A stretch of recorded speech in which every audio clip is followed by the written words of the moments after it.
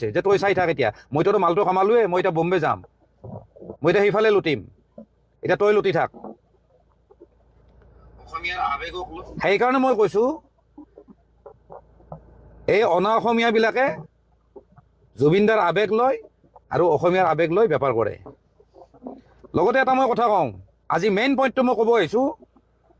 আপোনালোকে লাগিলে ইয়াৰ পৰা স্ক্ৰীন ৰেকৰ্ডিং কৰিব আৰু নহ'লে যদি বেয়া নাপায় আপোনালোকে এই লাইভটো শ্বেয়াৰ কৰিব প্লিজ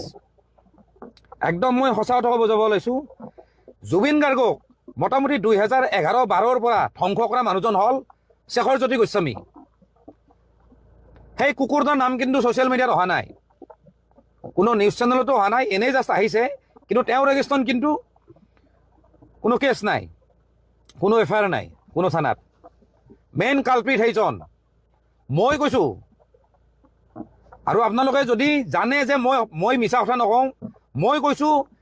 জুবিন গাৰ্গক ধ্বংস কৰা জুবিন গাৰ্গৰ গোটেই লাইফ জাৰ্ণিটো ধ্বংস কৰা মানুহজন হ'ল শেখৰজ্যোতি গোস্বামী মই য'তে ক'ব লাগে তাতে ক'ম এই শেখৰজ্যোতি গোস্বামীয়ে জুবিনক লাহে লাহে ধ্বংস কৰি দিছে জুবিনৰ গোটেই কেৰিয়াৰ সেই কেৰিয়াৰৰ পৰা এই কেৰিয়াৰ আনিছে আপোনালোকক মই কৈ আছোঁ আপোনালোকে জানে যে জুবিন দা চৰি দে মই মাজে মাজে জুবিন গাৰ্গ কৈ আছোঁ মাজে মাজে জুবিন দা কৈ আছোঁ মোৰ কথা ক'ব নাজানো কিন্তু তেওঁৰ প্ৰতি ৰেচপেক্ট মোৰ সদায় আছে